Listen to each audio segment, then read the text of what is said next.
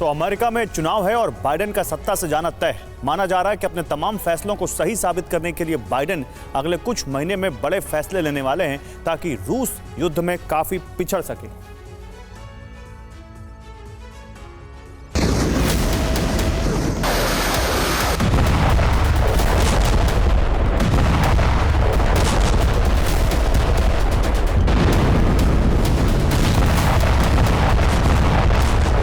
रूस यूक्रेन युद्ध में जो 2.5 वर्षों से नहीं हुआ वो अब हो सकता है।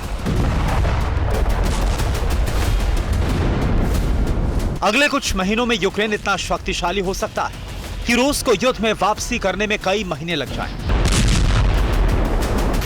ऐसी आशंका इसलिए है क्योंकि अमेरिका में राष्ट्रपति बदलने वाला है, चुनाव होने वाला है और मुश्किल से बाइडेन के पास सिर्फ 6 महीने का वक्त बचा है।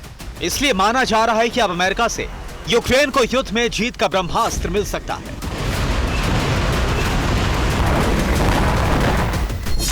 बाइडेन पर अपने कार्यकाल की कामयाबी दिखाने का दबाव है। बाइडेन को सरकार के हर फैसले को सही साबित करना है। बाइडेन को विपक्ष को यूक्रेन मुद्दे पर करारा जवाब देना है। यही वजह है कि सत्ता जाने से पहले बाइडेन कई बड़े फैसले ले सकते हैं। पहला फैसला ATACMS मिसाइलों को लेकर हो सकता है। ATACMS से रूस की जमीन पर हमले की इजाजत मिल सकती है। ATACMS की रेंज 300 किलोमीटर है और यह बेहद शक्तिशाली है। बाइडेन का फैसला युद्ध का रुख बदल सकता है क्योंकि अमेरिका से कई नए हथियार यूक्रेन पहुंचने वाले हैं। अमेरिका में मिसाइल और ड्रोन का प्रोडक्शन बेहद तेज है। बाइडेन नेटो देशों से भी यूक्रेन को बहुत कुछ दिलवा सकता है।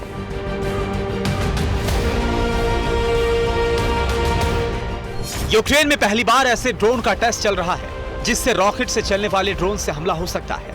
इसी तरह के कई हथियार यूक्रेन पहुंचाए जा रहे हैं। बाइडेन चाहते हैं कि उनकी सत्ता में रहते हुए यूक्रेन बेहद ताकतवर हो जाए ताकि अमेरिका की नई सरकार भले ही फैसला लेने में देर करे लेकिन रूस यूक्रेन में जीत हासिल न कर सके। बाइडेन पोलैंड से यूक्रेन को MiG-29 लड़ाकू विमान दिला सकते हैं। बाइडेन को बस पोलैंड को सीमा की सुरक्षा का भरोसा देना है। नेटो देशों को पोलैंड की सीमा पर गश्त का आदेश दे सकते हैं।